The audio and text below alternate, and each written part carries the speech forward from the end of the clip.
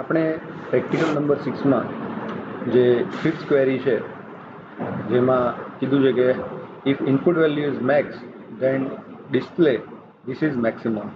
એવી જ રીતે ઇનપુટ વેલ્યુ મીન હોય તો this is minimum, otherwise is equal. આવી રીતનું આપણે પ્રિન્ટ કરવું છે. તો એના માટે એકચ્યુઅલીમાં યુઝ થશે કેસ સ્ટેટમેન્ટ. બરાબર, કેસ સ્ટેટમેન્ટ આપણે જોઈએ એ કેવી રીતે કામ કરે છે.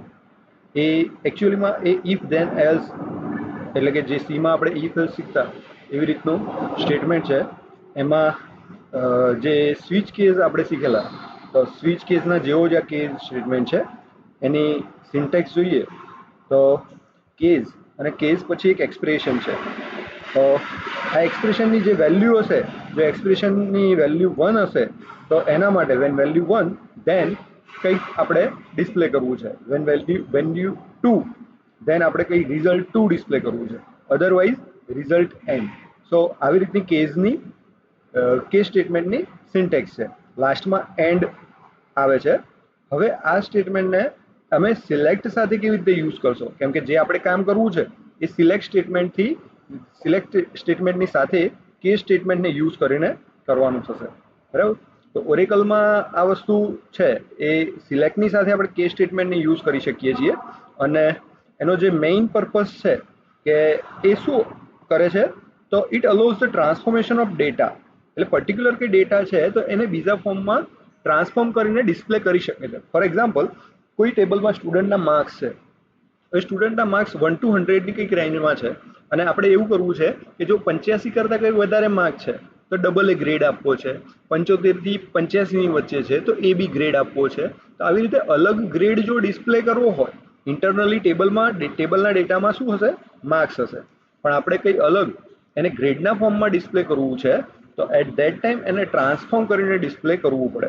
બરાબર, તો આ ટ્રાન્સફોર્મેશન છે એ સિલેક્ટ કેસ સ્ટેટમેન્ટથી થઈ શકે છે. એટલે કે આપણે સિલેક્ટ સ્ટેટમેન્ટની સાથે કેસ સ્ટેટમેન્ટ યુઝ કરવાનું છે. કેવી રીતે થશે તો એની સિન્ટેક્સ જોઈએ. સિલેક્ટ શું છે, સિલેક્ટ કોલમ 1, એટલે કે અહીંયા કંઈ પણ કોલમો જેટલી પણ તમારે ટેબલમાંથી સિલેક્ટ કરવી હોય એ તમે કરી શકો છો. સાથે પછી કેસ સ્ટેટમેન્ટ, અને કેસ સ્ટેટમેન્ટમાં કોઈ એક્સપ્રેશન કે કોઈ કોલમનું નામ લખ્યું હોય અને એની પર્ટિક્યુલર વેલ્યુ માટે વેન પર્ટિક્યુલર વેલ્યુ હોય એની જગ્યાએ તમારે બીજી જે વેલ્યુ રિઝલ્ટ એટલે કે આઉટપુટમાં તમારે લેવી હોય સિલેક્ટના આઉટપુટમાં, તો એ તમારે લખવાની થશે.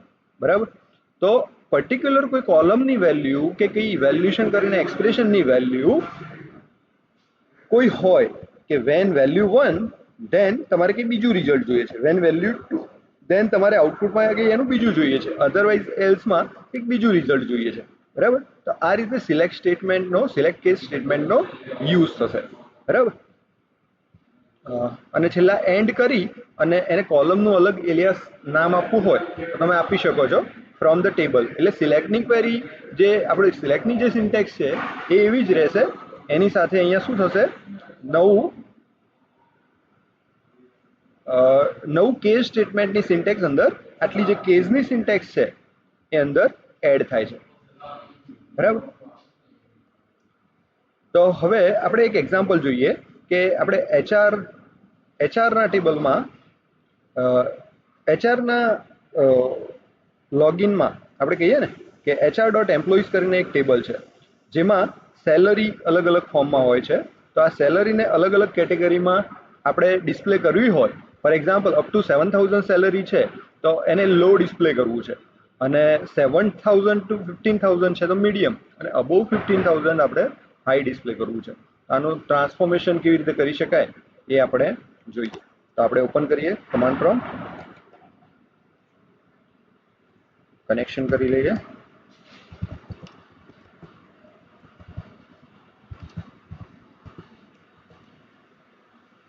બરાબર, હવે પહેલા જે સેલરીની અમાઉન્ટ છે એ પહેલા સિલેક્ટ કરીને જોઈએ કે અંદર શું છે એચઆરના એમ્પ્લોઈઝ ટેબલમાં. બરાબર, તો એમ્પ્લોયનું નામ લઈ લઈએ, સાથે સેલરી ફ્રોમ HR.employees. બરાબર, તો સેલરી અહીંયા શું છે કે એમ્પ્લોયીના નામ સાથે એની સેલરી કંઈક ના કંઈક અલગ બતાવે છે. માઇક મિચેલની છે તો એ 13,000 છે, અહીંયા પેટની છે 6,000 છે. તો આનું આપણે કેટેગરીમાં કન્વર્ઝન કરવું છે. તો અપ ટુ 7,000 આપણે શું વાત કરી હતી કે લો ડિસ્પ્લે થવું જોઈએ. તો અહીંયા 6,000ની જગ્યાએ લો આવે, અહીંયા કંઈક મીડિયમ આવે, અને 15,000 કરતાં ઉપર કંઈક હશે તો ત્યાં હાઈ આવે. તો આવી સેલરીની કેટેગરી આપણે ડિસ્પ્લે કરવી છે.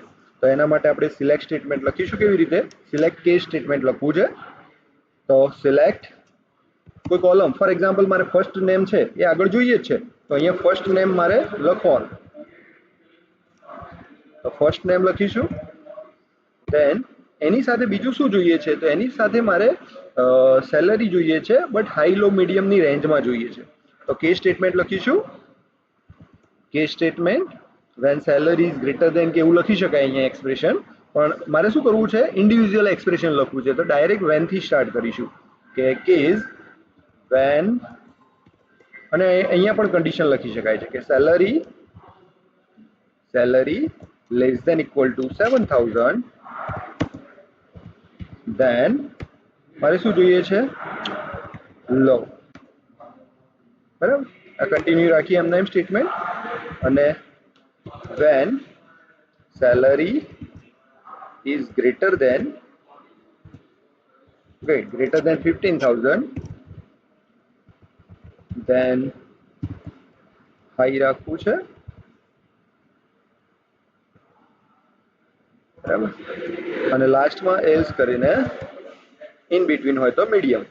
બરાબર, એલ્સ ડાયરેક્ટ આઉટપુટ મીડિયમ. બરાબર, આ કેસ અહીંયા એન્ડ કરીશું.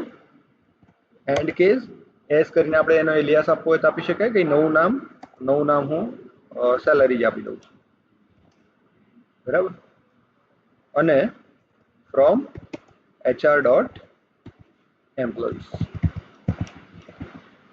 બરાબર, ક્વેરી ફરીથી જોઈ લઈએ. શું કર્યું આપણે? સિલેક્ટ નેમ સાથે સાથે કેસ કે જેનું ટ્રાન્સફોર્મેશન કરવું છે સેલરીનું. એ કેસ શું લખ્યો આપણે? કે when salary is less than 7,000, then low, when salary is greater than 15,000, then high, otherwise medium. બરાબર, તો આ રીતે કરીશું તો આપણને આઉટપુટ કંઈક અલગ જોવા મળશે. Let's see. બરાબર, તો જુઓ આપણે કીધું હતું ને એ પ્રમાણે કે અહીંયા મિચેલની સેલરી મીડિયમ. તો આ રીતની દરેક સેલરી જે છે એની વેલ્યુ માટે પર્ટિક્યુલર કેટેગરી જોવા મળશે. બરાબર, હવે આપણો જે ક્વેશ્ચન હતો એ શું હતો કે મેક્સ ઇનપુટ વેલ્યુ હોય તો આપણે ધીસ ઇઝ મેક્સિમમ, મીન હોય તો this is minimum, otherwise equal, આવું ડિસ્પ્લે કરવું છે. તો હવે આ પર્ટિક્યુલર ઇનપુટ વેલ્યુ માટે છે તો આપણે સિમ્પલ સિલેક્ટ સાથે, એટલે કે ડ્યુઅલ ટેબલની સાથે પરફોર્મ કરીને કરી શકીએ છીએ. બરાબર, તો લખીશું સિલેક્ટ કંઈક ઇનપુટ વેલ્યુ માટે કામ કરવું છે. બરાબર, સો ઇફ ધ ઇનપુટ વેલ્યુ આપણે સ્ટ્રિંગમાં લઈશું જે કમ્પેર કરવી છે ફ્રોમ. અને ઓકે, આના પહેલા તમને એ કહી દઉં કે મારે ઇનપુટ વેલ્યુ જોઈતી હશે તો કેવી રીતે લેવાની? તો આપણે જેવી રીતે લખીએ છીએ ને કે સિલેક્ટ, ફોર એક્ઝામ્પલ મારે એબ્સોલ્યુટ ફાઇન્ડ કરવું છે. Absolute of -13 from dual. આપણને ખબર છે કે આનો જવાબ શું મળશે આપણને? 13. બરાબર, પણ આ જ વેલ્યુ મારે જો ઇનપુટ યુઝર જોડેથી જોઈતું હશે તો અહીંયા શું લખીશ? એમ્પરસન ઇનપુટ વેલ્યુ.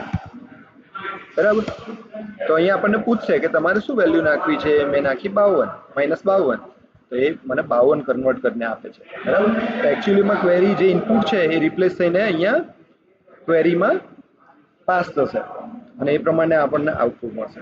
તો હવે શું કરીશું આપણે? હવે આને જ આપણે હવે સિલેક્ટ સાથે યુઝ કરીશું સિલેક્ટ કેસમાં. બરાબર, કે જેનું આપણે મેક્સિમમ ધીસ ઇઝ મેક્સિમમ એવું ડિસ્પ્લે કરાવવું છે. તો સિલેક્ટ કેસ સ્ટેટમેન્ટ. બરાબર, અને કેસ સાથે આપણે ડાયરેક્ટ અહીંયા પણ એક્સપ્રેશન લખી શકીએ છીએ. તો અહીંયા હું લખી દઉં તો ચાલશે કે when the input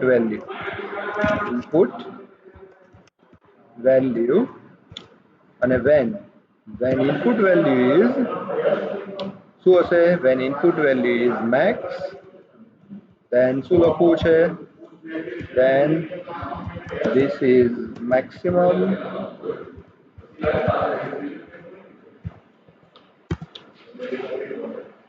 when it is min, then શું ડિસ્પ્લે કરવું છે? This is minimum,